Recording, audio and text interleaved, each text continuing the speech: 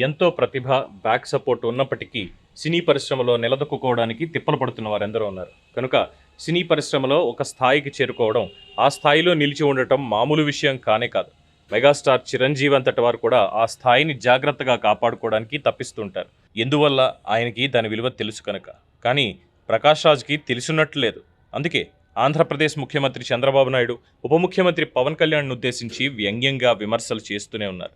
CM Chandrababu Naidu Tirumala ప్రసాదం కల్తీ విషయం బయటపెట్టినప్పటి నుంచి ప్రకాష్ రాజ్ విమర్శలు గుప్పిస్తూనే ఉన్నారు. ఉప ముఖ్యమంత్రిగా ఉన్న పవన్ కళ్యాణ్ దీక్షలు చేస్తూ సనాతన ధర్మం అంటూ మాట్లాడటాన్ని ప్రకాష్ రాజ్ తప్పుపడుతున్నారు.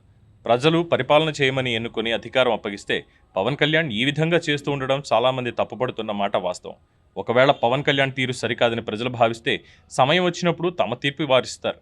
కానీ ఎవరూ ప్రకాష్ రాజ్లా ఇలా సోషల్ మీడియాలో వ్యంగ్యంగా కామెంట్స్ చేయడం లేదు. తాజాగా ప్రకాష్ రాజ్ చెన్నైలో జరిగిన ఓ పుస్తకావిష్కరణ కార్యక్రమంలో పాల్గొన్నప్పుడు ఇటీవల తమిళనాడు ఉప ముఖ్యమంత్రిగా బాధ్యతలు చేపట్టిన ఉదయనిధి స్టాలిన్ పక్కనే కూర్చొని ఆ ఫోటోలోని సోషల్ మీడియాలో షేర్ చేసి ఎప్పటిలాగే జస్ట్ ఆస్కింగ్ అని జోడించారు.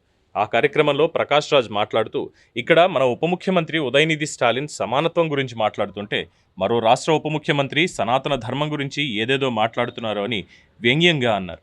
పవన్ కళ్యాణ్ని ఉద్దేశించి ప్రకాష్ రాజ్ చేసిన ఈ కామెంట్స్ అభిమానులకు తీవ్ర ఆగ్రహం కలిగిస్తున్నాయి. వారి ఆగ్రహం వలన ఆయనకు ఎటువంటి నష్టం కలగకపోవచ్చు. కానీ పదే పదే ఆయన ఈ విధంగా ముఖ్యమంత్రి చంద్రబాబు నాయుడిని, ఉప ముఖ్యమంత్రి పవన్ కళ్యాణ్ని రెచ్చగొడుతుంటే చివరికి ఆయనే నష్టపోతారు. చంద్రబాబు నాయుడు, పవన్ కళ్యాణ్ ఇద్దరూ కూడా అనవసరంగా ఎవరి జోరికి పోయేవాళ్ళు కాదు. ఎవరైనా తమను విమర్శిస్తున్నా పెద్దగా పట్టించుకోరు కూడా. అందుకే వారు ప్రకాష్ రాజ్ చేస్తున్న వ్యాఖ్యలకి స్పందించడం లేదు. ప్రకాష్ రాజ్ జోలికి వారు పోకున్నా ఆయన పదే పదే ఈ విధంగా వారిని రెచ్చగొడితే తప్పకుండా వారు ఏదో చేస్తారు. అప్పుడు ఆయనకి తెలుగు సినీ పరిశ్రమలో తలుపులు మూసుకుపోయినా ఆశ్చర్యం లేదు. మూసుకుపోయినా పర్వాలేదు, నేను తమిళ్, కన్నడ, మలయాళ సినిమాలు చేసుకోగలని ప్రకాష్ రాజ్ ధీమాగా ఉంటే అది ఆయన ఇష్టం.